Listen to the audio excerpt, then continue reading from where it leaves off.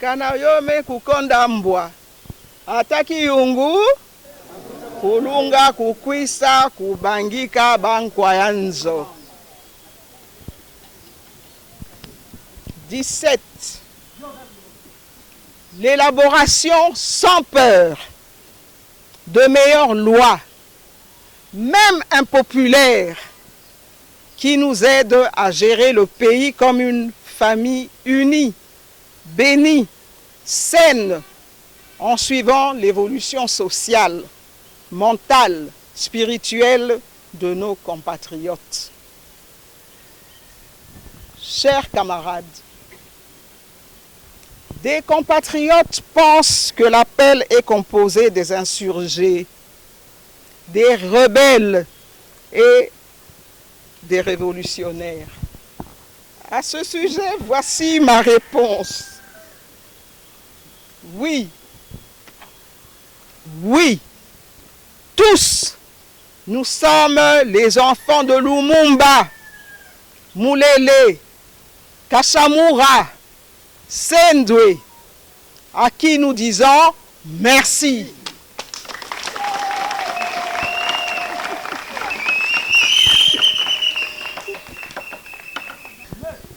De plus, est-ce un mal qu'une maison soit bien gardée?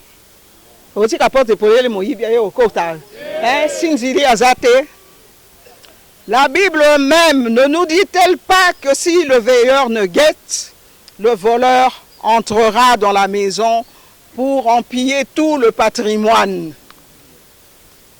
En réponse aux compatriotes affolés par notre attitude qui, à leurs yeux, ressemble à de l'isolement, nous rappelons l'estime qu'ils ont pour la force tranquille face aux agitations de tout genre.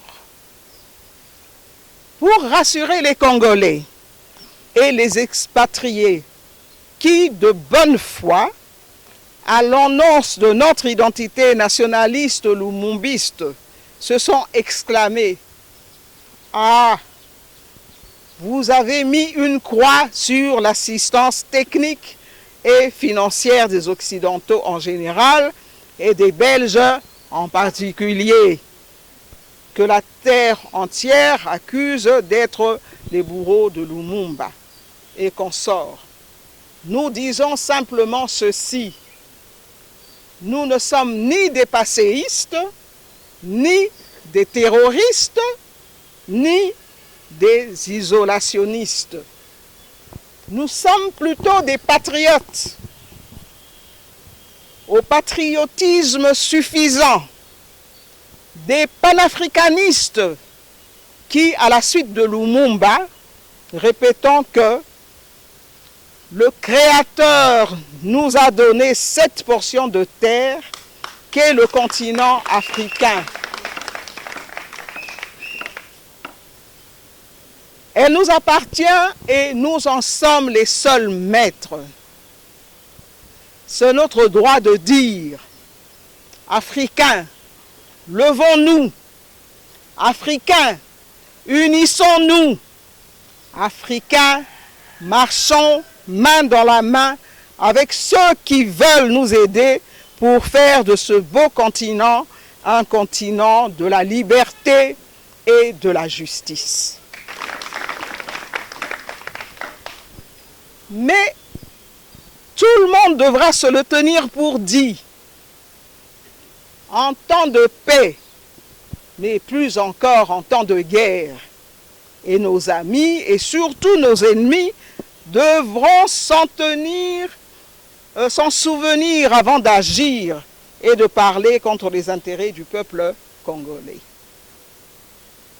Bolandi.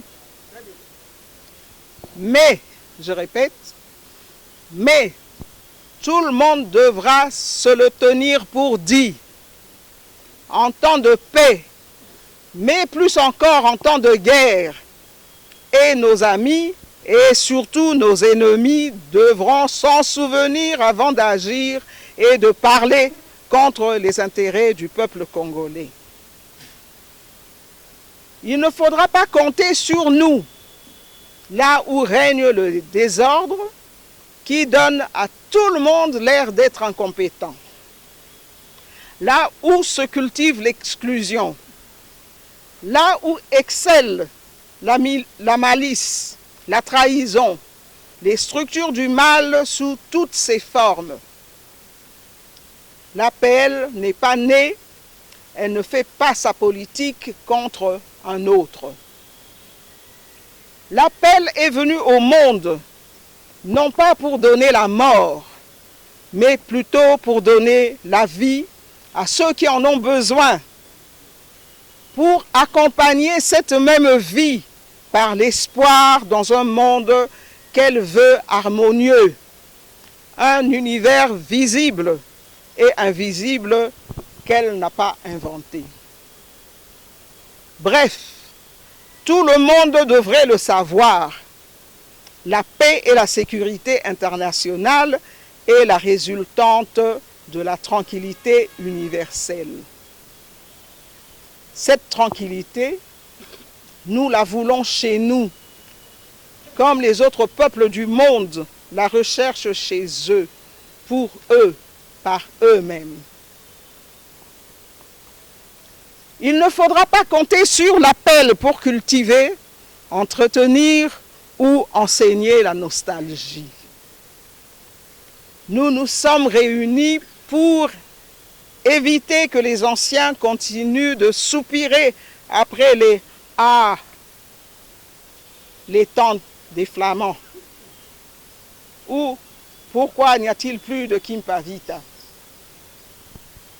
Ne comptez pas sur nous pour que les croyants congolais pensent que Dieu a quitté le Congo et cherchent désespérément les pères et mères spirituels tels que les Kimbangu, Malula, Nengapeta et bien d'autres. L'appel est la porte-parole du peuple. À ce titre, elle sera toujours du côté du peuple qui est infaillible quant à ses intérêts. Ne dit-on pas « voix du peuple, voix de Dieu » ? Nul ne pourrait venir impunément parler à notre parti des antivaleurs pour programmer certainement la mort du Congo. Car en ce qui concerne la défense de la patrie, même au prix du sang, l'appel possède des référents illustres qu'elle n'ose trahir et dont la mémoire doit être transmise intacte à la postérité pour toujours. Ne comptez pas sur nous pour vivre dans la théorie, pour calculer sans considérer les innovations sociales, les évolutions des mentalités, les aspirations des individus. Ne comptez pas sur nous pour chercher un bouc émissaire à nos malheurs. Et si nos détresses, qui sont en réalité des vraies menaces à notre existence, ne venaient que de notre perte de confiance dans notre héritage nationaliste? En effet, n'est-ce pas possible que notre désarroi ne vienne que d'une conscience aiguisée par un passé politique récent où tout laisse attendre des améliorations dans la vision nationaliste?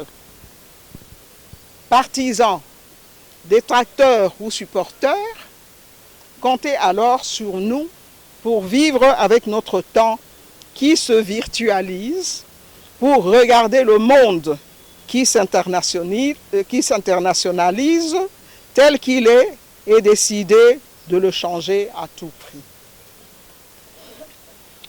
Les hommes passent, les nations demeurent plus longtemps et l'histoire nous juge. Nous avons plus peur de ce jugement que de mourir physiquement, de crever de faim, de déplaire aux compatriotes ou à des gens appelés partenaires étrangers qui nous font pleurer et nous font honte nuit et jour, et donc qui ne méritent pas nos égards. Chers camarades, je finis avec cet adage. Buku ya lopango bapesaka yango kaka na mwana ya ndaku ya malamu. Soki te ah.